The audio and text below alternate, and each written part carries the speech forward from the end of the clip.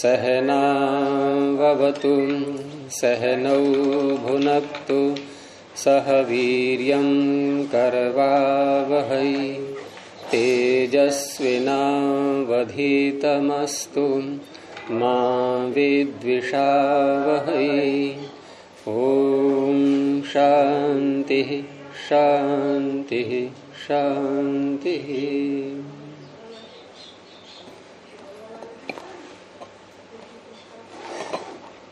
प्रथमावृत्ति की 64वीं कक्षा प्रारंभ हो रही है। आप सभी का स्वागत है।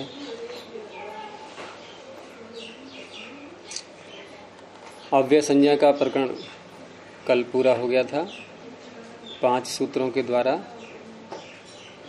और अन्य कहीं भी कोई सूत्र ऐसा नहीं आएगा जो अव्यय संज्ञा करने वाला हो। इतने ही सूत्र हैं बस अव्यय संज्ञा के। कुछ संज्ञाएं ऐसी हैं जहां 2-2 सूत्र करते हैं। जैसे धातु संज्ञा को ले हम, तो एक आ रहा है भुवादेव धातु है, वो अलग स्थान पर है। दूसरा आ रहा है सनाद्यंता धातु है, ये अलग स्थान पर है। कुछ निकट निकट ही होते हैं, जैसे कि प्रातिपदिक के दोनों सूत्र निकट निकट हैं। तो ऐसे ही अव्यय संज्ञा के भी 5 सूत्र ये यहीं पर हैं और कहीं नहीं मिलेंगे। तो पीछे के उदाहरणों में सुनाएंगे कुछ। उपाग्नि को बनाओ।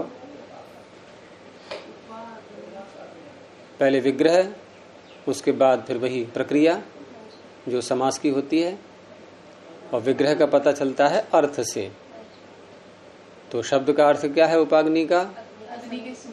अग्नि के समीप। तो अग्नि के समीप इसकी संस्कृत बना लो, बस हो गया विग्रह। अग्नेः समीपम, ये विग्रह हो गया। नहीं, उपाग्नि तो बाद हम बोलेंगे, अभी बनाया कहाँ हमने? अग्नेः समीपम, यहीं रुक जाएंगे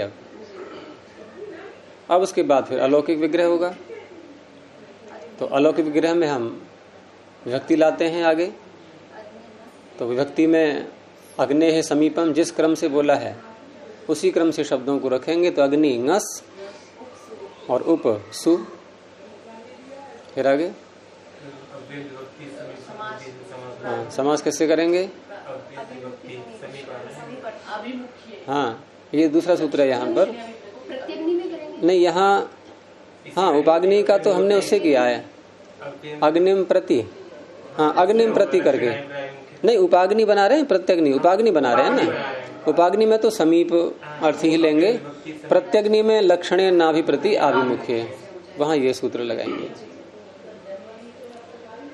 और समास करने के बाद हाँ, और फिर उपसर्जनम पूर्वम।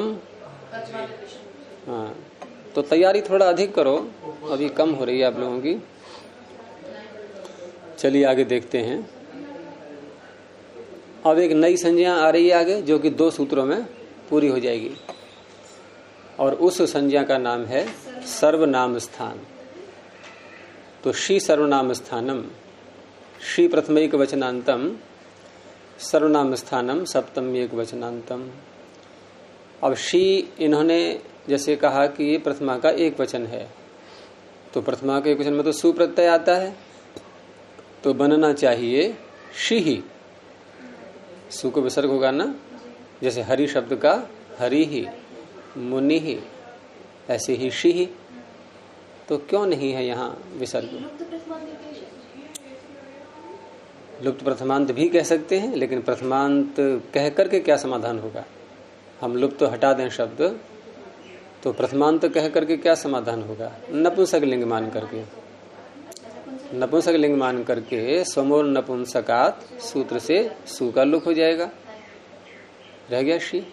तो ऐसे बहुत से शब्द आएंगे सूत्रों में जहां नपुंसक लिंग में इन्होंने प्रयोग किया है।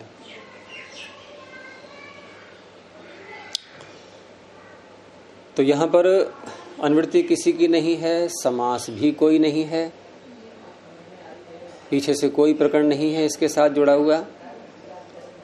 तो सीधा सा अर्थ हो गया, क्योंकि दोनों में प्रथमा है, तो शी इत्येतत् सर्वनाम स्थान संजकम भवति। शी, अब जो कुछ भी है शी वो बाद में ढूंढेंगे क्या है ये शी। तो शी इतने शब्द का ये सर्वनाम स्थान नाम रख देता है। तो शी का विधान किया गया है 7वें अध्याय में, देखो पहले पाद में। और वहां प्रकरण चल रहा है नपुंसकात, ऊपर से अनुवृत्ति आ रही है स्वमोर नपुंसकात। तो स्वमोर नपुंसकात से नपुंसकात को ले लो, पूरे ही सूत्र को ले लो। हैं? अच्छा हाँ ठीक है, नपुंसकाच्य। तो नपुंसकाच्य के नीचे जशसो हो शी, अर्थात नपुंसक लिंग जो अंग है उससे उत्तर। अब नपुंसक लिंग के शब्द बहुत से आएंगे, वारी है, ज्ञान है, धन है, दधी है, ऐसे शब्द। तो ऐसे जितने भी नपुंसक लिंग के शब्द हैं वो सारे ले लिए इसने, और सारे लेकर के इसने क्या कहा कि जस शसो हो शी, नपुंसक लिंग से उत्तर जस और शस के स्थान में शी आदेश होता है। और शी है शित, शित होने से अनेकाल शित सर्वस्य, इस सूत्र की सहायता से पूरे जस के और पूरे शस के स्थान में हो जाएगा। उस शी का यहां ग्रहण है, ठीक है।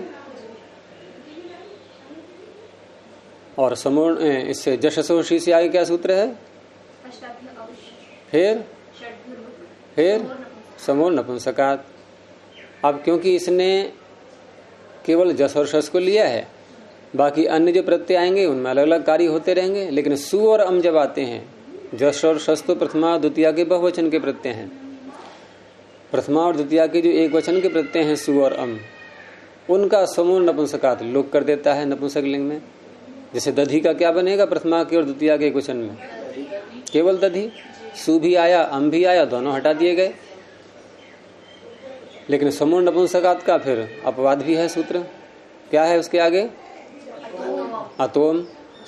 अब इसने छीन लिया थोड़ा सा विषय उससे, इसने कहा कि आप सु और अम का लुक तो करेंगे, लेकिन आपने कोई विशेषण नहीं लगाया है कि किस शब्द से आगे करेंगे, कैसा शब्द होना चाहिए उसका स्वरूप, तो ये सब जगह लगने लगेगा फिर तो समूह नपुंसकात। इसने उसमें से अकारांतों को छीन लिया कि जितने भी अकारांत नपुंसक लिंग में शब्द हैं वहां सु और अम का लुक न हो करके अम आदेश हो जाएगा। तो दधी का तो हमने बना लिया दधी, लेकिन धन शब्द का क्या बनाएंगे, अब तो सु और अम का लुक नहीं होगा, वहां अतोम लग जाता है। लेकिन यहां हमारा विषय है नपुंसक लिंग में जो द्वितीया और प्रथमा के बहुवचन के प्रत्यय आते हैं जस और शस, उनके स्थान में जो शी प्रत्यय होता है, शी आदेश, उसका नाम रखा गया है सर्वनाम स्थान। ये इसका अर्थ हो गया। वो अगला सूत्र करेगा इस काम को। इसने सु औ जस अमौट इनको नहीं पकड़ा है, इसने किसको लिया है, शी को, बस। अब शी किसके स्थान में होता है ये आपको ढूंढना है। वो तो संयोग ऐसा हो गया कि उसमें जस भी फंस गया है, जो कि उन 5 में से एक है, लेकिन शस तो उनसे भिन्न है ना, तो इसलिए उन 5 को बिल्कुल भूल जाओ इस समय।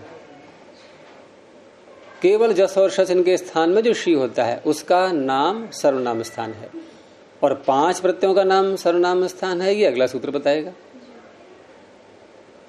तो सर्वनाम स्थान संज्ञा जब करते हैं हम लोग 5 प्रत्ययों की, तो बहुत से लोग इस सूत्र को बोल देते हैं। क्यों बोल देते हैं, क्योंकि इसमें सर्वनाम स्थान हम पड़ा हुआ है, अरे यही लगेगा, अरे लगेगा तो, लेकिन किसकी कर रहा है ये सर्वनाम स्थान संज्ञा, ये भी देखना है। और सुट नपुंसक से ध्यान कम आता है क्योंकि उसमें सर्वनाम स्थान शब्द नहीं है, लेकिन अनुवृत्ति जा रही है। तो उदाहरण इसका देखेंगे अब। पुंडानी, वनानी, दधीनी, मधुनी, त्रपुणी, जतुनी, ये सभी उदाहरण प्रथमा विभक्ति और द्वितीय विभक्ति के बहुवचन के हैं। और मंत्रों में बहुत से ऐसे शब्द आते हैं। विश्वानी, देव सवितर, विश्वानी आ गया, दुरितानी फिर आ गया, कितने ढूंढेंगे हम, बहुत मिल जाएंगे। प्रजापते न त्वद एतानी, अन्यो विश्वा जातानी, परी तानी है, वो भी तानी है, वो भी तानी है, वहां लोप हो जाएगा। शी का, शी जो आदेश किया है वेद में, कहीं कहीं उसका लुक हो जाता है। शेष छंदसी बहुलम, तो ता रह गया तानी का। यहां वो उदाहरण लेना है हमें जो जिसके अंत में नीनी आता है। तो कुंडानी, तो कुंड शब्द नपुंसकलिंग का है, प्रातिपदिक संज्ञा करके और प्रथमा का बहुवचन जस प्रत्यय ले आए। नपुंसक लिंग होने के कारण से तुरंत सूत्र लग जाएगा जशसो हो शी, इसे शी आदेश हो गया। अनेकालशित सर्वस्य लगा करके पूरे जस के स्थान में आ गया। और जब किसी पूरे के स्थान में कोई आदेश करना होता है तो उसके अनुबंधों को नहीं हटाते हैं फिर, क्योंकि उसका कोई औचित्य नहीं रहता फिर कि हम जस को पहले हटाएं जकार को और फिर अस के स्थान में शी करें, कोई आवश्यकता ही नहीं है। और सूत्र भी कह रहा है जशसो हो शी, तो पूरे जस के स्थान में, पूरे शस के स्थान में शी हो जाएगा। तो कुंड और ई, ये स्थिति हो गई। अब कुंड ई, अब यहां जो सूत्र लग रहा है आगे, इसको ढंग से पढ़ लो, क्योंकि ये जो सूत्र आगे आ रहा है नुमागम करने वाला बहुत व्यापक सूत्र है ये। तो सूत्र निकाल लो पुस्तक में 7वें अध्याय के पहले पाद में, और 72 संख्या पर सूत्र है। और ये सूत्र नपुंसक लिंग शब्दों में ही लगता है, लेकिन बहुत व्यापक है ये, ठीक है। तो 72 संख्या पर सूत्र है नपुंसकस्य झलचः। अगर हम किसी की भी अनुवृत्ति न लाएं तो क्या अर्थ बनना चाहिए इसका? अंगस्य का अधिकार चल रहा है, किसी की अनुवृत्ति मत लाओ अभी। तो अंगस्य का अधिकार चल रहा है, नपुंसकस्य में भी षष्ठी है और झलचः में भी षष्ठी है, तो 3 षष्ठियां हो गई। अब 3 षष्ठी में झलचः और नपुंसकस्य, अभी वही हो रहा है यजदेव जी, सारा घूम रहा है, आंखों में से कुछ अग्नि सी निकल रही है, होता है ना ऐसा, उसका पूरा प्रभाव है। तो इसमें अनुवृत्ति जो आ रही है अंगस्य, और इधर है झलचः, तो किसके आगे अंत जुड़ेगा? ये शैली पकड़ लो, आपको बड़ी सरलता रहेगी अर्थ करने के लिए। देखो अंग अधिक है या झल अच अधिक है ना, तो झल अच झलचः ये बन गया विशेषण। जिसका क्षेत्र कम होता है वो विशेषण, क्योंकि विशेषण तो विशेषता बता रहा है, किसी वस्तु की विशेषता तो कम ही होती है, सामान्यताएं अधिक होती हैं, इसलिए इसके आगे जुड़ जाएगा अंत शब्द, ये न विधिस तदंतस्य। तो झलंतस्य, अजंतस्य, अंगस्य, बस नपुंसकस्य। अब क्या होता है ये कुछ नहीं है, अब पीछे से हम पकड़ेंगे। तो यहां प्रकरण चल रहा है नुम का, और ये नुम का प्रकरण ये आपका चलता है ये 81 संख्या तक चलता रहता है, नहीं 82 83 तक, हाँ 83 तक चलता है ये, ठीक है, लिखवा रखा है मैंने पहले। अच्छा, तो इद तो नुम धातु से प्रारंभ हो जाता है ये, है ना। तो नुम तो यहां से आ गया। अब अर्थ बन जाएगा कि झलंतस्य अजंतस्य अंगस्य नपुंसकस्य अंगस्य नुमागमो भवति। लेकिन कब, अगर हम कब शर्त नहीं लगाएंगे तो ये तो 7 विभक्तियों में सब जगह करता रहेगा। तो पीछे से पकड़ा हमने सर्वनाम स्थाने, नहीं हाँ उगितचाम सर्वनाम स्थाने अधातु, यहां से सर्वनाम स्थाने को पकड़ लिया। अब अर्थ बन गया आपका स्पष्ट कि नपुंसकस्य झलंतस्य अजंतस्य नपुंसकस्य अंगस्य सर्वनाम स्थाने परतः नुमागमो भवति। अब सर्वनाम स्थान में तो आप कहोगे कि 5 प्रत्यय वो भी हैं, क्योंकि सर्वनाम स्थान एक तो शी का नाम हो गया, दूसरा अगला भी सूत्र हम साथ में ले लें, सुड नपुंसकस्य, तो वो भी हो गया। लेकिन वहां अनपुंसकस्य कहा गया है। नपुंसक लिंग में जो 5 प्रत्यय आएंगे ये, उनका नाम तो सर्वनाम स्थान रखेगा नहीं वो।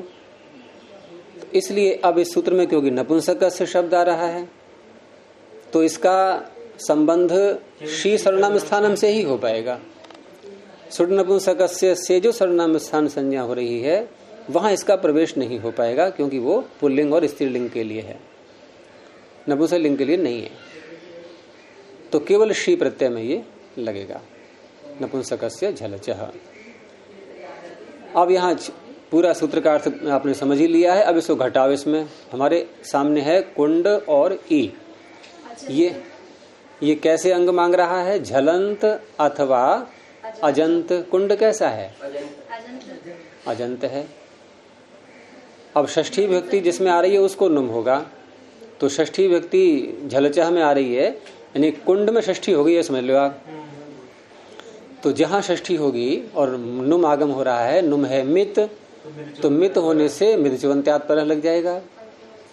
कि यदि आदेश, अब इसको आगम कहेंगे हम, कि आगम यदि कोई मित है, मकार इत संजक है उसका, तो जितने अच हैं षष्ठी निर्दिष्ट में, उसमें जो अंतिम अच है उससे परे होगा। तो कुंड में कितने अच हैं? कु में उ और ड में अकार है। अंतिम कौन सा है? ड में अकार। तो उससे परे मित अचः अंत्यात् परः, अंत्यात् अचः परः मित। तो पूरा कुंड के आगे ही आएगा, बात खत्म हो गई। नुम का नकार क्या बन गया? कुंडन। कुंडन ई।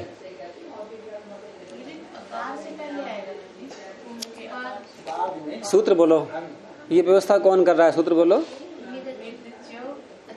अलग अलग कर दो ना, बिल्कुल। मित अचः अंत्यात् परः, क्या अर्थ हुआ? अन्वय कर लो। अंत्यात् अचः परः मित। यह सूत्र ऐसा है कि अंत्यात् अचः पूर्वः मित। इतना स्पष्ट है सूत्र में, परे होगा उसके। तो कुंडन, हाँ यदि कुंड के आगे कोई व्यंजन भी होता साथ में, तो फिर उससे पहले आता, उस व्यंजन से पहले। मेरे ड के आगे जो अच्छा है अंत में, उसके आगे और भी कोई व्यंजन हो जाता तो पहले आएगा, फिर अंतिम अच से परे आएगा। बस सीधी सी बात इतनी पकड़नी है। उसके आगे कितने व्यंजन है उनको छोड़ो आप, नहीं है तो नहीं है। तो कुंडन ई। अब ये जो नुम आगम है, ये किसको हुआ है? कुंड को या शी को? तो आगम जिसको होता है, षष्ठी विभक्ति जहां होती है, आदेश हो या आगम हो, वो उसी का अंग होगा। फिर आगम जो है उसी का अंग होता है जिसको हुआ है। नकार पर अधिकार किसका है? कुंड का। तो अब ये कुंडन, ये नकारांत अंग हो गया एक प्रकार से। अभी तक कैसा था? ये अकारांत अंग था, ये नकारांत अंग हो गया। और अगर ये शी को होता, जरा धीरे बोलना, शी को यदि होता ये, तो फिर ये अकारांत अंग ही रहता, फिर वो उधर जुड़ता नी, कुंड नी। लेकिन ये नकारांत हो गया। अब ये नकारांत हो गया है, तो हमारे लिए अब सरलता हो गई आगे कार्य करने के लिए। तो छठे अध्याय के चौथे पाद का सूत्र निकालो, प्रारंभ का ही।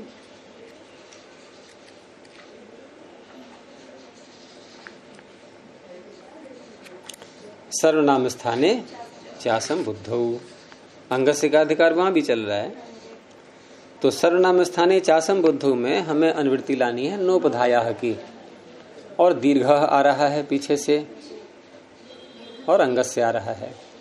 तो नोपधायाः, नकारांतस्य अंगस्य, कुंडन है हमारे पास में, नकारांतस्य अंगस्य उपधायाः, उसकी उपधा के स्थान में दीर्घ, दीर्घ होता है। क्या है कुंडन की उपधा? अंतिम अल से पूर्व वर्ण। अब ये शब्द ऐसे हैं, ये बार बार मत खुलवाया करो, एकदम समझ जाया करो कि उपधा क्या होता है, ऐसे ही आदेश जो हैं कि मितचंत्यात पर ये क्या है सब ये। तो कुंडन में जो ड में है ये उपधा है। नान्तस्य अंगस्य उपधाया दीर्घो भवति। कब? क्योंकि जो सूत्र लगा रहे हैं उसका तो अर्थ हुआ ही नहीं अभी कुछ भी। सर्वनाम स्थाने च असंबुद्धौ, असंबुद्धौ संबुद्धि भिन्ने सर्वनाम स्थाने परतः। अब इससे ये बात निकल के आ रही है कि सर्वनाम स्थान में संबुद्धि भी आ रहा है। क्यों आ रहा है? क्योंकि संबुद्धि कहते हैं संबोधन के एक वचन को, और संबोधन में 3 प्रत्यय आते हैं, सु औ जस। तो ये तो आ गए सुट में, ये तो सुट में आ गए। सुट में आ गए तो सुट नपुंसकस्य से सर्वनाम स्थान नाम तो हो गया इनका, तो सु का भी नाम सर्वनाम स्थान हो गया जो संबोधन का एक वचन है।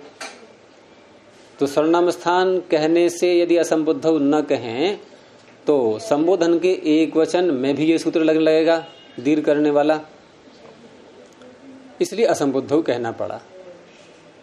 ठीक है, तो अब सूत्र का अर्थ बन गया कि संबुद्धि भिन्ने सर्वनाम स्थाने परतः नान्तस्य अंगस्य उपधाया दीर्घो भवति। पूरी शर्त यहां मिल गई इसकी। संबुद्धि भिन्न सर्वनाम स्थान। अब सर्वनाम स्थान कितने हैं? सु औ जस अम औट और शी, और शी। अब जस शस नहीं बोलना है, केवल शी बोलो। जस और शस का नाम नहीं है सर्वनाम स्थान। जस का कह सकते हो आप, लेकिन जस और शस का नाम ऐसे इकट्ठा नहीं बोलेंगे हम। तो सर्वनाम स्थान 6 होते हैं, 5 प्रत्यय वो और एक शी, और दोनों के सूत्र अलग अलग हैं।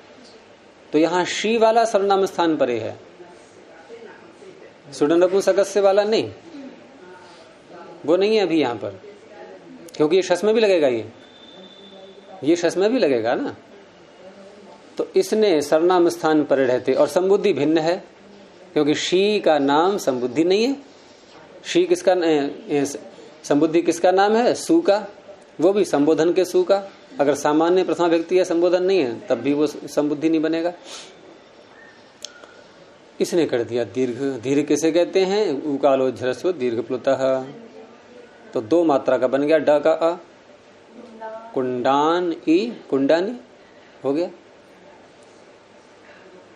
ये नुम के प्रकरण में भी नपुंसकस्य झलचह जो लगाया था हमने, इससे भी अधिक लगने वाला सूत्र वो उसके आगे वाला है, इकोची विभक्तौ,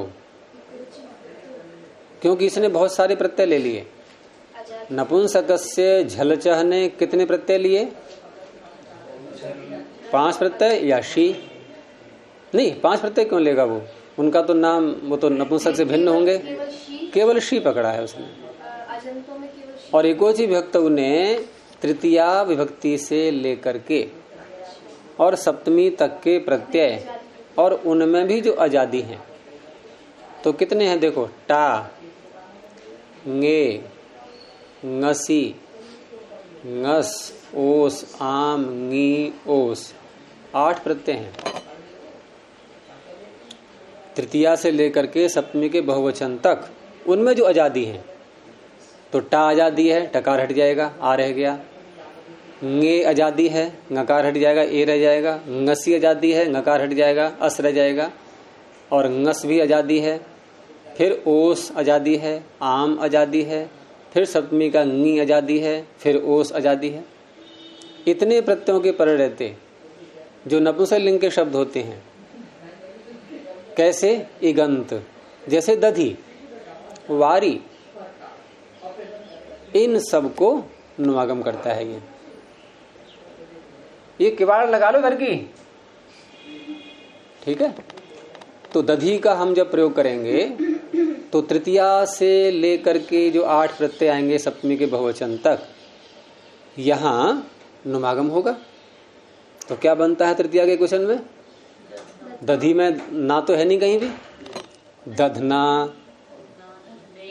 दधने, दधनः, दधनः, दधनोः, दधनाम।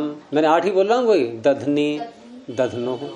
वारी, वारिणा, वारिणे, वारिणः, वारिणः। फिर वारिणोः, वारिणाम, वारिणी, वारिणोः। तो ये सूत्र भी बहुत लगता है, एकोची विभक्तौ। इसमें भी सारी वही अनुवृत्तियां हैं, सारी वही अनुवृत्तियां आएंगी। सारी अनुवृत्तियां सारी क्यों आएंगी? नुम धातु की भी आएगी, नपुंसकस्य आएगा, नुम आएगा, और तृतीया दिशु है कहीं पर ऊपर, इसके नीचे आएगा, नेक्स्ट है। अच्छा उसके आगे है वो तो, हाँ तो अचि विभक्तो इसने ले लिया है, आजादी प्रत्यय होने चाहिए। ठीक है, तो ये सूत्र जो है अपना अपना कार्य करते हैं। तो कुंडानी के समान ही और शब्दों को बना लो आप, सब ऐसे ही बन जाएंगे।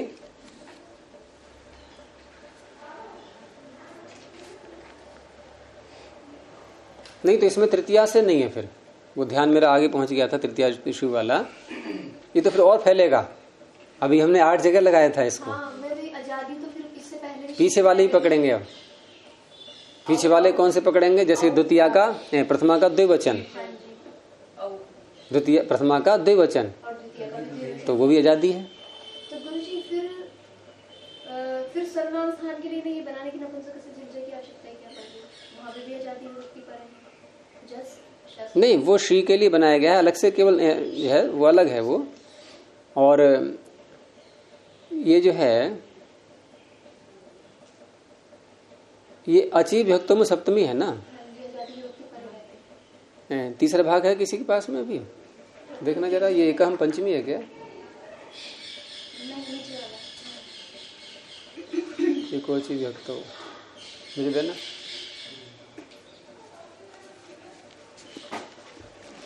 ये कोची विभक्तों में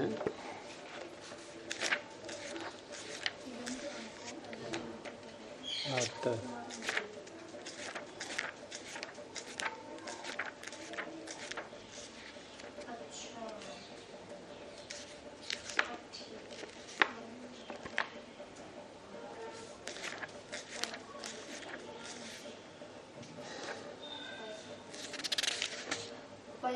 नहीं है तो षष्ठी ही है, तो षष्ठी ही। हाँ तो इन्होंने उदाहरण दिए हैं त्रपुणी, इनकी प्रथमा का द्विवचन, जतुनी प्रथमा का द्विवचन, क्योंकि औ आएगा ना, और औ को शी हो जाता है, वो दूसरा शी है दीर्घ इकारांत। सूत्र आगे वाला, आगे वाला, आगे वाला, औंगापा के आगे बोलना, नपुंसकाच्य, नपुंसकाच्य से औ प्रत्यय के स्थान पर शी हो जाता है, उसमें दीर्घ इकार है। वो शी सर्वनाम स्थान मत लगा लेना वहां। शी सर्वनाम स्थान में शी में ह्रस्व इकार है, और नपुंसकाच्य सूत्र जो औ और औट इन दोनों को शी कर रहा है वो दीर्घ इकार है, तो वो भी आजादी हो गया। अब त्रपु शब्द है या वारी ले लो, तो वारी और औ को हो गया ई, शी, वारी ई, तो नुमागम हो गया वारिणी है। अब जो रूप चालते हैं हम लोग वारी, वारिणी, वारीणी, यहाँ उल्टा हो गया, यहाँ र पे दीर्घ की मात्रा वारीणी और ना पे छोटी की मात्रा, और द्विवचन में बिल्कुल उल्टा है उससे, र पे ह्रस्व ई की मात्रा, ण पे दीर्घ ई की मात्रा। तो इस तरह से है। चलो बाद में और देख लेंगे इसको। तो इस तरह से यहाँ कुंडानी के समान ही अब जितने भी ऐसे आकारांत शब्द हैं और अन्य भी ले लेंगे, नपुंसक लिंग वाले शब्द होने चाहिए, तो कुंडानी के समान ही वनानी बन जाएगा। लेना हमें प्रथमा और द्वितीया का बहुवचन ही है, क्योंकि शी उसी के स्थान में होता है। ऐसे ही दधी शब्द से बनाएंगे तो दधी जस या शस, नपुंसक लिंग होने से जशसो हो शी, और उसके बाद फिर नुमागम हो जाएगा किससे?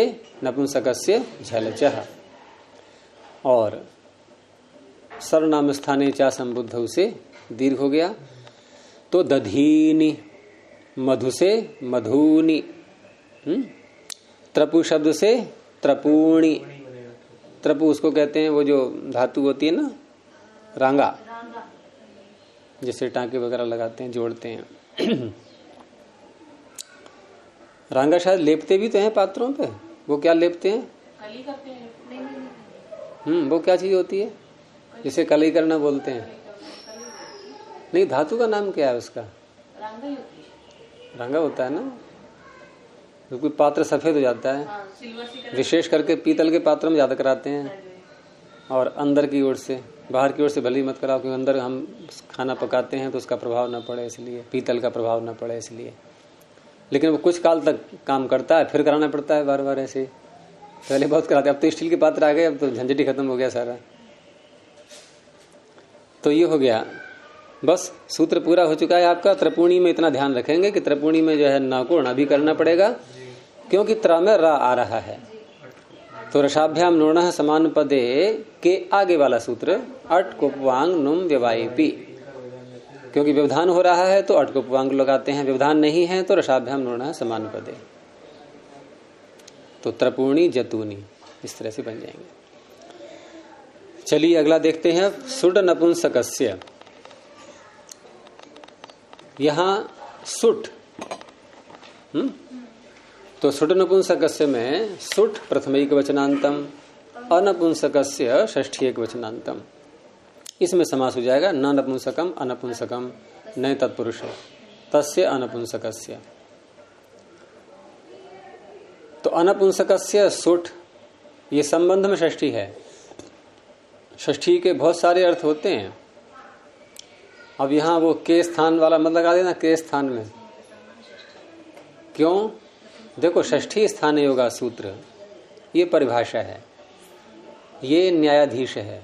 न्यायाधीश कब लगता है? झगड़ा हो। और झगड़े का तात्पर्य जहां कई प्रकार के अर्थ हो सकते हैं। अब यहां सूत्रकार की भावना स्वयं बता रही है कि संबंध अर्थ लेना है, तो झगड़ा की कोई बात ही नहीं है। तो षष्ठी स्थान योगा यहां नहीं लगेगी परिभाषा। तो संबंध षष्ठी क्या है? नपुंसक का जो सुट, मतलब नपुंसक भिन्न शब्द का जो सुट, अनपुंसकस्य सुट। जैसे मेरी पुस्तक, अब नपुंसक लिंग से भिन्न शब्द का सुट, इसका तात्पर्य कि नपुंसक लिंग से भिन्न जो शब्द हैं उनके आगे सु औजस और अम औट ये प्रत्यय लाए गए हैं, तो वो उन्हीं के हैं वो। क्योंकि यहाँ प्रातिपदिकादि के अधिकार में जब प्रत्यय लाएंगे तो प्रातिपदिक से उत्तर प्रत्यय होते हैं, तो प्रातिपदिक के ही वो कहलाएंगे। ये संबंध षष्ठी हो गई। तो नपुंसक भिन्नस्य या नपुंसक भिन्न संबंधी यह सुट तस्य सर्वनाम स्थान संज्ञा भवति। ऊपर से केवल आपको सर्वनाम स्थान में लेना है, शी मत ले लेना, शी का तो काम हो गया। तो नपुंसक लिंग से जो भिन्न शब्द हैं पुल्लिंग के और स्त्रीलिंग के, उनसे उत्तर जो सुट आएगा ये प्रत्याहार है सुट, सु से लेकर के औट के टकार तक। प्रत्याहार केवल प्रत्याहार सूत्रों में ही नहीं बनते हैं, अन्य स्थान पर भी कुछ प्रत्याहार कहे गए हैं। तो अब इन्होंने जो शब्द लिया है इसमें राजन शब्द को ले लिया है। हैं? अभी तो मैंने बोला पहला प्रत्यय सु। अब टकार पे जाके रुक जाओ, टकार कहाँ आ रहा है बोलते जाओ, सु के आगे बोलो। हाँ, सु के आगे बोलो। जहां टकार आ जाए वहां रुकना पड़ेगा ना आपको। फिर बोलो एक एक बार करके सु, धीरे धीरे बोलो ना, एक एक करके सु। हाँ हाँ हाँ हाँ, आ गया टकार। औट है, औ कहाँ है? तो औ बोल के तो फिर टा पे रुकोगे जाके सीधे। पहला प्रथमा का द्विवचन औ है, द्वितीय का द्विवचन औट है। और यह आपको एक प्रश्न का भी समाधान हो गया जो आगे कभी उठ सकता है कि औट में टकार क्यों लगाया गया? क्या आद्यंतु टकितों के लिए लगाया गया था? नहीं, प्रत्याहार बनाने के लिए ही लगाया गया है। यानी कि ये जो औट का टकार है ये सुड नपुंसकस्य सूत्र को समर्पित है। जैसे कोई पुस्तक लिखता है ना कि ये मेरे गुरु के लिए या कोई अन्य प्रिय व्यक्ति उसके लिए समर्पित है, तो ये सुड नपुंसकस्य के लिए ही है ये औट का टकार, और कोई इसका नहीं है प्रयोजन। क्योंकि बहुत जगह टकार ऐसे मिलेंगे आपको जो आद्यंत टकितों के लिए समर्पित हैं। क्योंकि यहाँ टकार न लगाएं तो सुट प्रत्याहार ही नहीं बनेगा। फिर पाणिनि को क्या करना पड़ेगा? पांचों प्रत्यय बोलने पड़ते इसमें सूत्र में, फिर लंबा सूत्र बन जाता। उन्होंने छोटा सुना दिया सुट, उधर टकार जोड़ दिया। कितनी बुद्धिमत्ता है। तो इस तरह से यहां पर राजन शब्द के रूप और 5 प्रत्ययों का नाम सर्वनाम स्थान है, तो 5 उदाहरण बन जाएंगे उसके। तो राजन के प्रथमा व्यक्ति के 3 वचन और द्वितीया के 2 वचन, ये बन गए इसके उदाहरण। और क्या अंतर दिखाई दे रहा है हमें अन्य वचनों में, अन्य व्यक्तियों में और इन 5 प्रत्ययों में, कि इनमें सब में आपको दिखाई देगा कि ज में दीर्घ आकार है। राजा, राजा नौ, राजा नह, राजा नम, राजा नौ, बस खेल खत्म। अब जा में आपको दीर्घ आकार कहीं भी नहीं दिखाई देगा अंत तक। राज्य, राज्यां, राजभ्याम, राजभिः, राज्यें, राजभ्याम, राजभ्यः, राज्यः, राजभ्याम, राजभ्यः, राज्यः, राज्यों, राज्याम, राज्ञी और राजनी, यहाँ 2 बनते हैं। राज्यों, राजसु, कहीं मिला जा में दीर्घ आकार। तो जिसके होने से जो हो, न होने से न हो, ये न्याय का भी सिद्धांत है, वो उसी का होता है। तो जा में दीर्घ आकार इन 5 प्रत्ययों का नाम सर्वनाम स्थान होने से हो रहा है, और जिनका नाम सर्वनाम स्थान नहीं है वहां जा में आ दीर्घ नहीं हो रहा है। तो इसका मतलब है कि सर्वनाम स्थान के कारण से ज के आ को दीर्घ किया गया है। कहाँ हो रहा है? जा में आ लाओ, लाओ, राज्याम, जा तो हल है वहां ह्रस्व की बात छोड़ा, वो दीर्घ की बात छोड़ा, वहां ह्रस्व भी नहीं रहा बेचारा, वो भी गायब हो गया। राजभ्याम, राजभ्याम में तब भी ह्रस्व दिख रहा है जा में अ, राज्याम में तो ह्रस्व भी नहीं है, दीर्घ की बात छोड़ो, वहां तो ह्रस्व भी नहीं रहा। अब ह्रस्व कहाँ कहाँ हट गया है इसमें से? निजा में अ कहाँ कहाँ हट गया है? ये वहां हटता है जहां भ संज्ञा होती है, जहां भ संज्ञा होगी। अब भ संज्ञा कितने स्थान पर होगी? हम भ संज्ञा को करने के लिए जो प्रत्यय गिनते हैं कहां से प्रारंभ करते हैं? सर्वनाम स्थान को छोड़ करके। स्वादिषु असर्वनाम स्थाने यचिभम, असर्वनाम स्थान, तो शस से प्रारंभ करते हैं। और वो भी कैसे प्रत्यय लेंगे? आजादी। तो आजादी प्रत्यय शस से गिने तो कितने बैठेंगे? मैंने कई बार गिनवाए हैं आपको, 9 प्रत्यय। शस, टा, ङे, ङसी, ङस, ओस, आम, ङी, ओस, हो गए 9। इन 9 में आप ढूंढो जा में अ कहीं मिलेगा आपको? षष्ठी, द्वितीया का बहुवचन राज्य, तृतीया राज्यां, चतुर्थी राज्यें, पंचमी षष्ठी राज्य, राज्य, फिर षष्ठी का द्विवचन राज्यों, षष्ठी का बहुवचन राज्याम, सप्तमी का एक वचन राज्यें। यहाँ विकल्प है थोड़ा सा, राजनी 2 बनते हैं, फिर सप्तमी का द्विवचन राज्यों। तो यहाँ भ संज्ञा होने के कारण से अल्लोप होने से आकार का लोप होता जाएगा। तो ये राजन के रूप में आपको देखो सर्वनाम स्थान का कार्य दिखाई देगा, पद संज्ञा का भी कार्य दिखाई देगा, भ संज्ञा का भी कार्य दिखाई देगा। ये बड़ा विचित्र शब्द है ये राजन। पद संज्ञा कार्य कौन सा है? अभी मैंने कहा था कि शस से हम जब प्रारंभ करेंगे तो 9 प्रत्यय ऐसे हैं जहां भ संज्ञा होगी राजन की, लेकिन रह कितने गए 9 के अतिरिक्त? और शस से लेकर के सुप तक कितने प्रत्यय होते हैं भाई? 21 में से 5 निकाल दो आप प्रारंभ के, कितने रह गए? 16 में से 9 ये निकाल दो, अब कितने रह गए? 7। तो 7 प्रत्यय ऐसे हैं जहां आपको राजन के आगे नकार नहीं दिखाई देगा। देखो राजभ्याम, राजभ्याम, राजभ्याम, राजभ्यः, राजभ्यः, 5 तो ये हो गए। हाँ, राजभी रह गया, राजभी और राजसु। यहाँ जा के आगे नकार है ही नहीं, यहाँ पद संज्ञाकारी हो गया, नलोपः प्रातिपदिकान्तस्य। तो होगी पूरी सिद्धि राजन की। तो अभी प्रारंभ की कर लो 5 5 प्रारंभ के ले लो, तो राजन और सु। इसके बाद सु की हो गई सुड नपुंसकस्य से सर्वनाम स्थान संज्ञा, अंग संज्ञा भी कर ली, अंग से के अधिकार में पहुंच गए। अब वहां फिर वही सूत्र लगाएंगे जो पहले लगाया था। अभी कहाँ लगाया था पहले? कुंडानी, वनानी, दधीनी, मधुनी, वहां लगाया था नहीं? तो सर्वनाम स्थाने चासम बुद्धौ, फिर पहुंच जाओ उसी पर, और नोपधाया को ऊपर से ले लो, हैं? तो अभी जो हमने लगाया था ये सर्वनाम स्थाने चा संबुद्धौ, ये शी का जो नाम रखा है सर्वनाम स्थान वहां लगाया था। अब कहाँ लगा रहे हैं? सुट का नाम जो रखा है सर्वनाम स्थान अब वहां लगा रहे हैं। तो ये सूत्र कितने स्थान पर लग सकता है? 6 स्थान पर, बल्कि 6 को आप 7 भी कह सकते हो, क्योंकि जस और शस ये शी में 2 आ जाते हैं और ये जो 5 हैं ये अलग हैं। तो 7 स्थानों पर लग सकता है ये, लेकिन संबुद्धि कहीं नहीं लेगा ये। तो यहां भी शब्द ये कैसा है? राजन। हाँ, पहले तो यहां पर नुमागम कर लेंगे, उसके बाद लगाएंगे उसको। नहीं, नुमागम कहे तो नकारांत है ही, तो नकारांत अंग है ये, इसलिए नोपधाया अर्थात नकारांत अंग की उपधा, उसको दीर्घ होता है संबुद्धि भिन्न सर्वनाम स्थान परे रहते।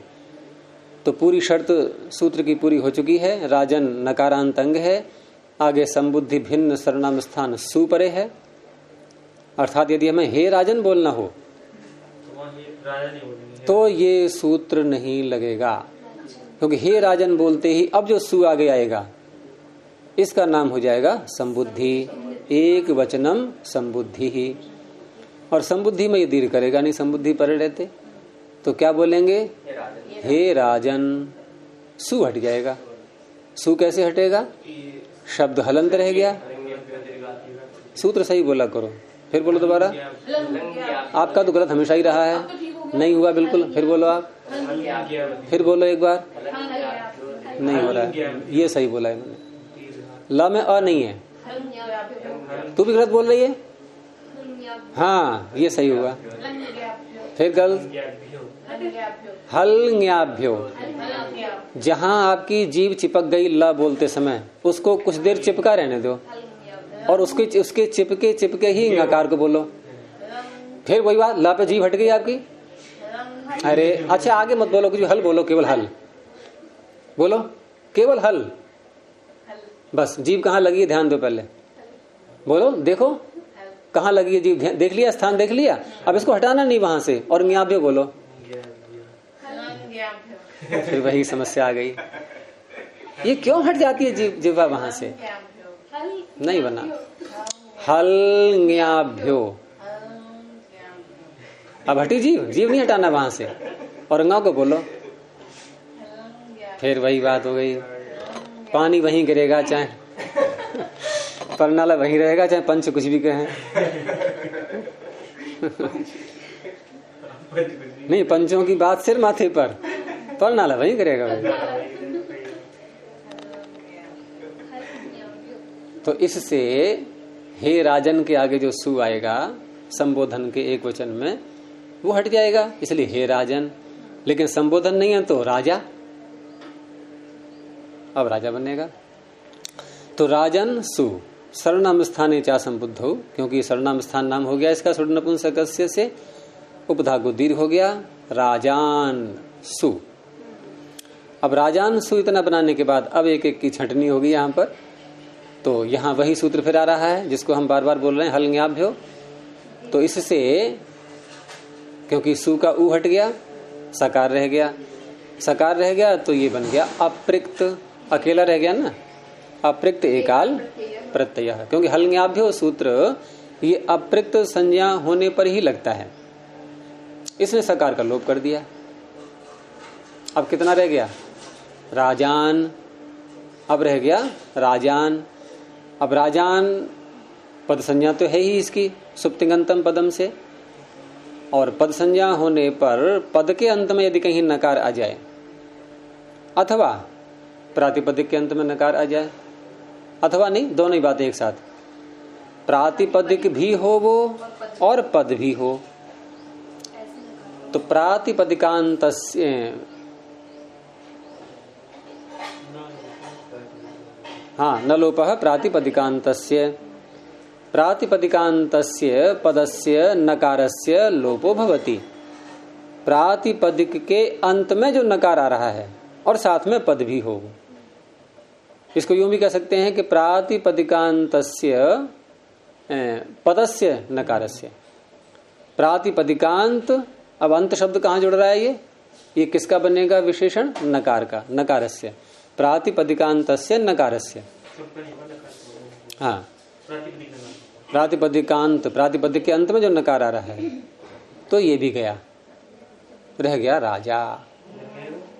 अब अन्य जो 5 वचन है, 4 वचन और रह गए आपके, उसमें कम सूत्र लगेंगे अब।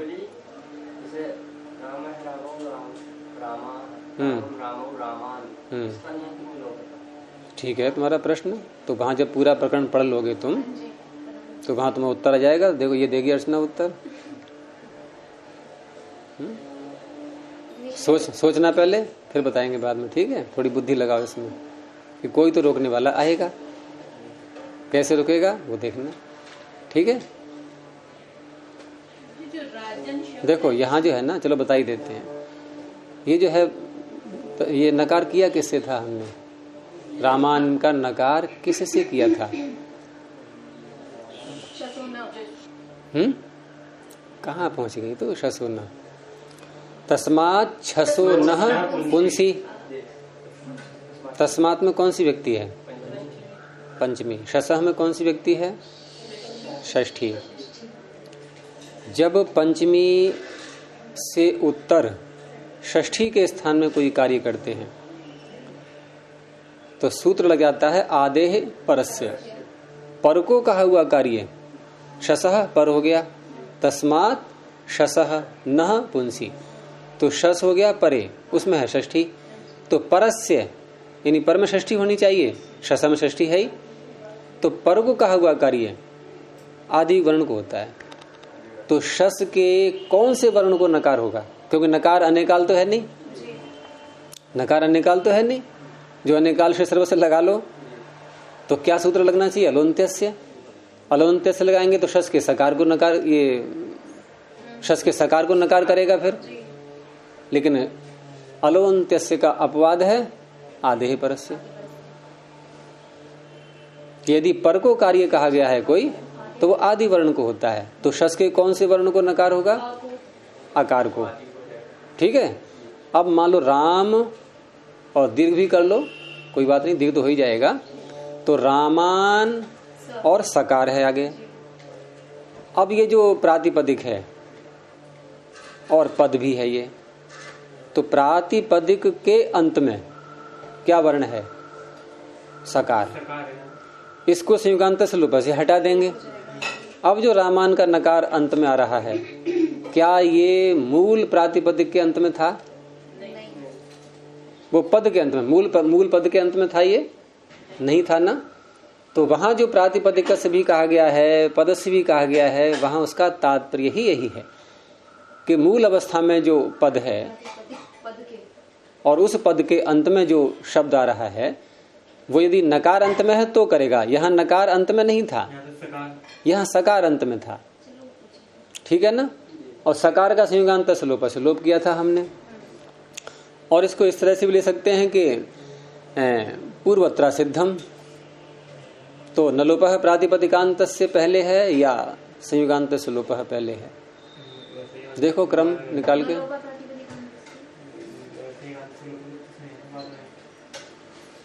कभी कभी किसी प्रश्न के एक से अधिक भी होते हैं समाधान, जो अच्छा लगे वो चुन लो।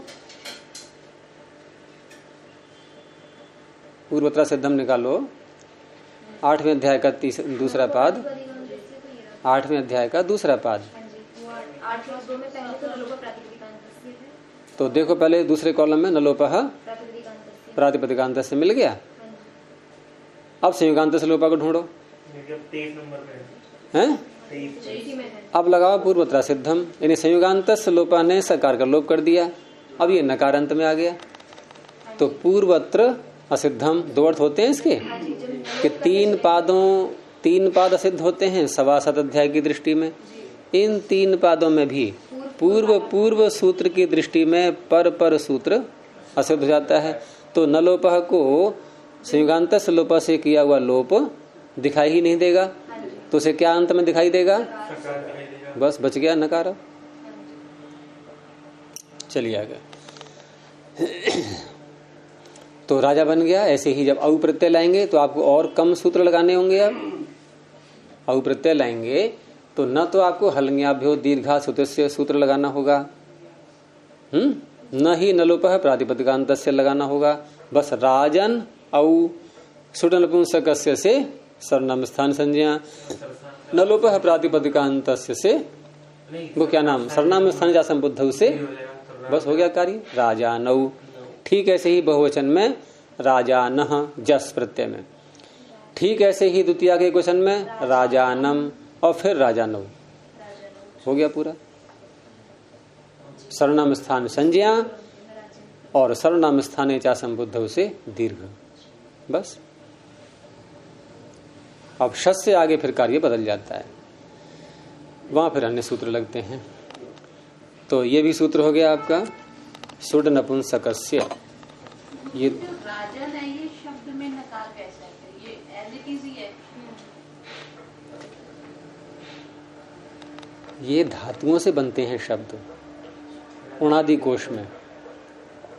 जब उणादि कोश पढ़ना हो तब ये प्रश्न हल कर लेना वहां, क्योंकि प्रथमावृत्ति के साथ साथ उणादि कोश चलाएंगे तो फिर और लंबा खिंच जाएगा ये।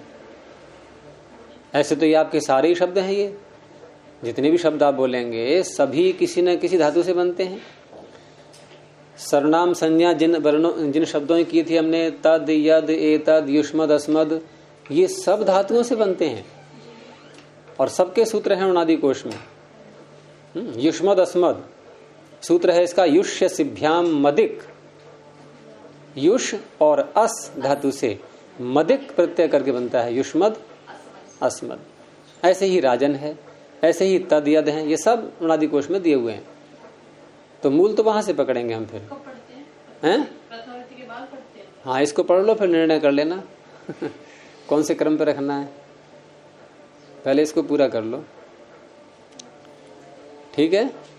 तो सुड नपुंसकस्य हो गया और आगे सूत्र है न वेति विभाषा। न अव्ययपदम वा अव्ययपदम इति अव्ययपदम विभाषा प्रथमिक वचनांतम। 3 अव्यय आ गए इसमें एक साथ, न वा इति।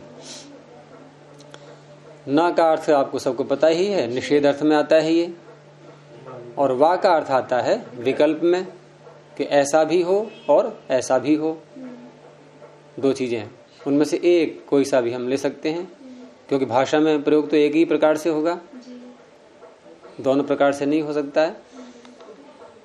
तो इस तरह से न और वा दोनों आ गए इसमें। और जब पाणिनि किसी शब्द के आगे इति जोड़ देते हैं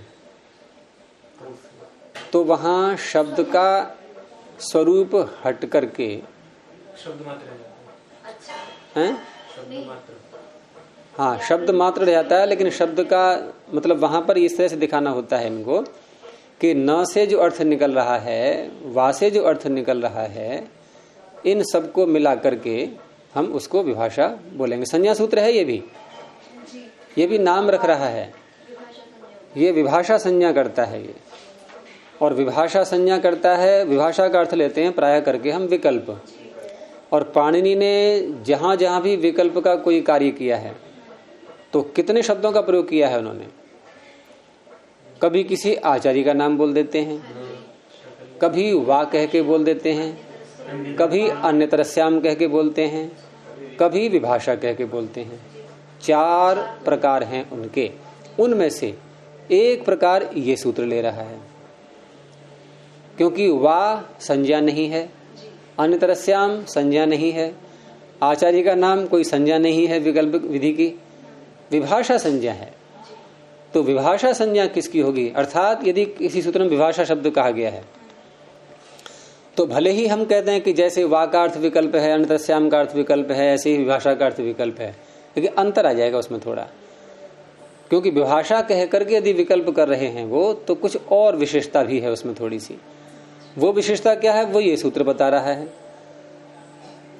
और ये सूत्र क्या विशेषता बता रहा है कि पहले उस स्थल पर हम न को लगाते हैं और न से हम नहीं पहले समान कर दिया उसको, कुछ नहीं है। अब वा की प्रवृत्ति होगी तो उसमें क्या होता है कि कुछ प्राप्त है, कहीं कार्य कहीं अप्राप्त है। ऐसे स्थल जहां होते हैं वहां पाणिनि विभाषा शब्द का प्रयोग करेंगे। जैसे आगे चल के उदाहरण में आएगा संप्रसारण इत्यादि में।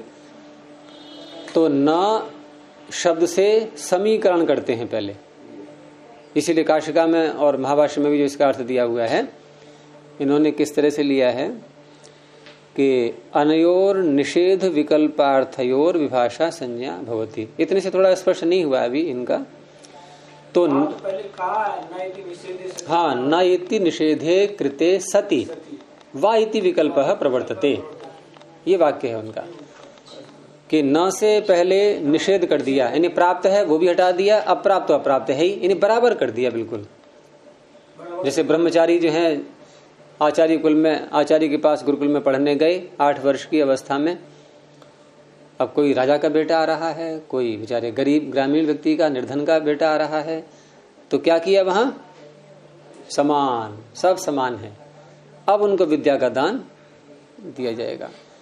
वहां उपाधि रख करके कि मैं राजा का हूं, मैं इसका हूं, ऐसे नहीं कि प्रधानमंत्री का हूं, कुछ नहीं, यहाँ बिल्कुल समान है। ऐसे ही विभाषा सूत्र, विभाषा के जो सूत्र हैं जितने भी, जहां जहां विभाषा कह करके विकल्प किया गया है, वहां वह सूत्र पहले समान बनाता है।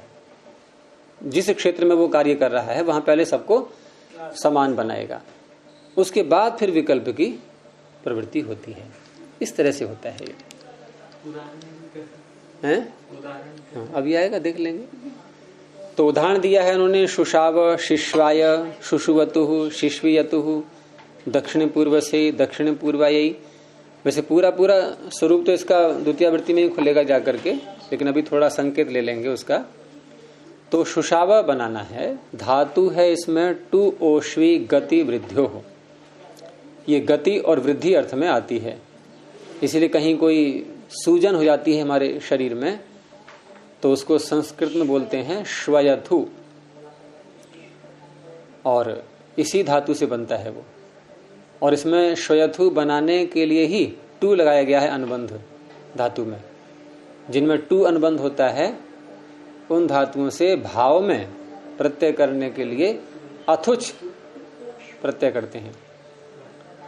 ट्वितो थुच, ट्वितः अथुच, तो श्वयथु बन जाता है। डू लगा हो कहीं पर तो द्वितः त्रिहि, जैसे कृत्रिम, वहां क्त्री प्रत्यय हो गया, श्वयथु यहां अथुच हो गया।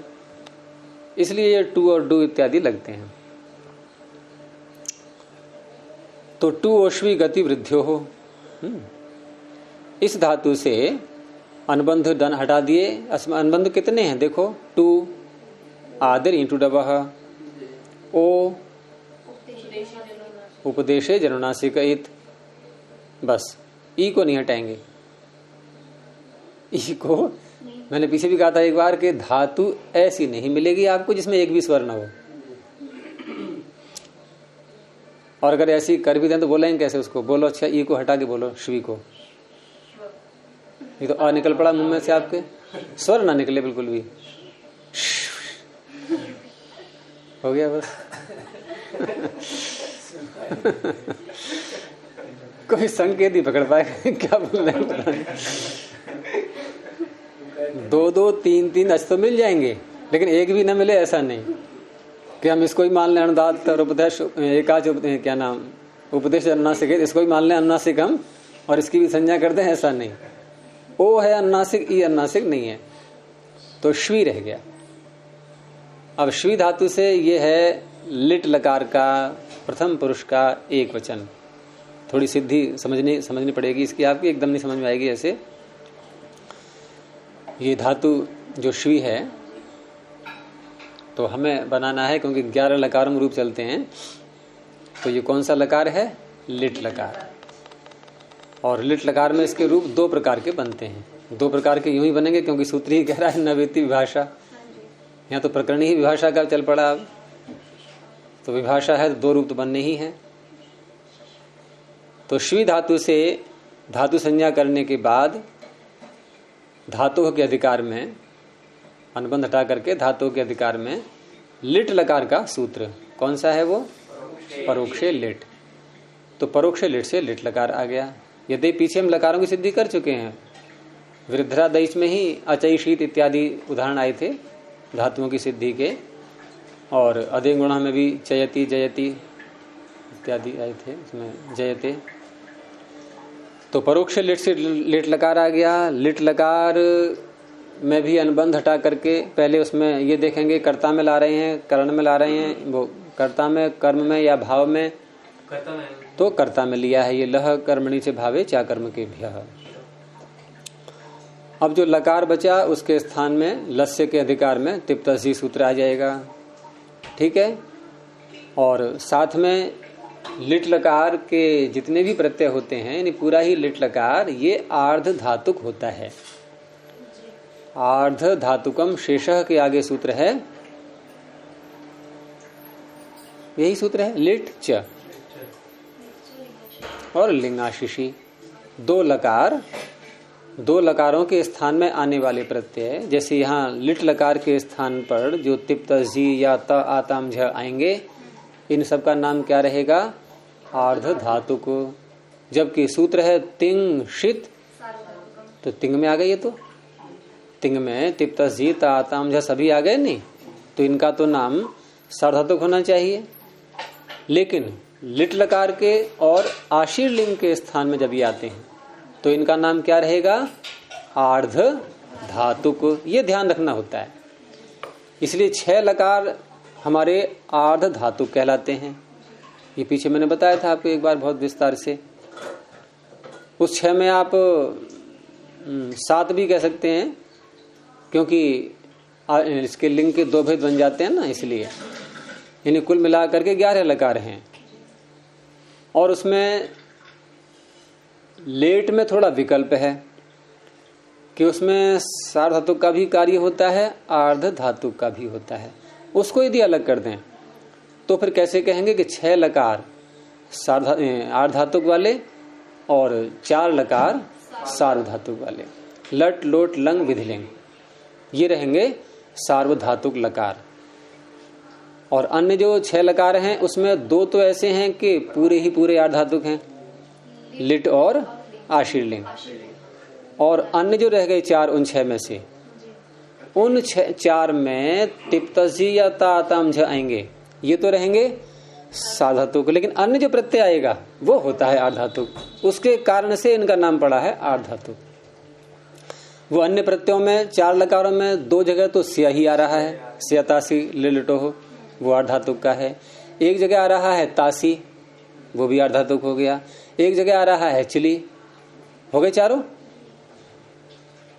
लेकिन ये जो है लिट और आशीर्लिंग ये पूरे के पूरे ही आर्धातुक हैं।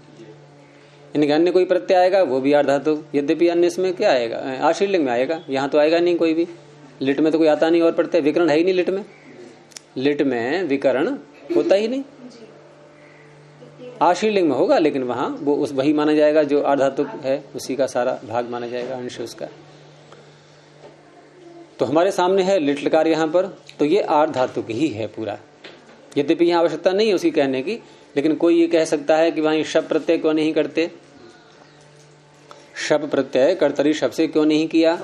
क्योंकि आप कर्ता में लाए हो लकार, और कर्ता में लाए हैं और लिट के स्थान पर हम तिप भी ले आए। तो तिप भी ले आए तो तिप तो जो है तिंग में आ रहा है, तिंग में आने से सार्वधातुक है, और तो कर्ता वाची सार्वधातुक परे आ गया तो शब्द होना चाहिए। तो क्या उत्तर देंगे हम? क्योंकि ये लिट च सूत्र से ये आर्धातुक है, तो कर्ता वाची आर्धातुक हो गया अब ये। और कर्तरी शब्द लगता है कर्ता वाची सार्वधातुक में, वो शब्द नहीं करेगा। तो इस तरह से श्वी धातु के आगे जो तिप प्रत्यय आया लिट के स्थान पर, अब इसके स्थान में कुछ करना है। तो इसके स्थान में परस्मी पद के प्रत्यय जो होते हैं ये तिप तस्जी सिप थस्थ मिप वस मस, और वो भी लिट लकार में आए हों, यदि लिट लकार के स्थान में आए हों, तो इन पूरे 9 प्रत्ययों के स्थान में अन्य ही 9 आदेश हो जाते हैं। निकालो सूत्र, 3 अध्याय का 4था पाद, और सूत्र है 82वां, दूसरे कॉलम में नीचे की ओर। वो हाँ, परस्मयी पदानाम, परस्मी पद बोलना पड़ा है इनको, तो स्पष्ट है कि यह आत्मनेपद में नहीं लगता। ऊपर से अनुवृत्ति आ रही है किसकी, कौन से लकार में लग रहा है ये? लिट लकार। तो देखो लिट ऊपर से लाओ, पकड़ो, लेटेस्ट यहां से लिटह ले लो, षष्ठी है लिटह। तो लिटह परस्मयी पदानाम, लिट लकार के परस्मयी पद के स्थान में दुष्ठी हो गई ना। लिट लकार के परस्मयी पद कौन है? नौ प्रत्यय, उनके स्थान में अब नौ है तो आदेश कितने होने चाहिए? तो पहले के स्थान पर पहला, दूसरे के स्थान पर दूसरा, तो क्रम क्या रहेगा? टिप के स्थान पर नल, तस के स्थान पर अतुस, झी के स्थान पर उस, नल अतुस उस, और सिप के स्थान पर थल, और सिप के आगे थस, थस के स्थान पर अथुस, और थ के स्थान पर त, है ना, और मिप के हाँ अ, थल अथुस अ, और मिप के स्थान पर फिर नल, नल दो बार आ चुका, एक पीछे आ चुका है, और वस के स्थान पर व, मस के स्थान पर मा। यहाँ क्या है प्रत्यय? तिप, तो कौन सा होगा? यथा संख्यम अनुदेशः समानाम, तो नल हो गया, नल का आकार हो गया। अब स्थिति है हमारे सामने श्वी और नल का आकार, लेकिन दूसरी स्थिति और आ गई कि घड़ी कुछ और कह रही है। अब इसलिए यही रोकते हैं, सिद्धि कल हो पाएगी। प्रणव ध्वनि।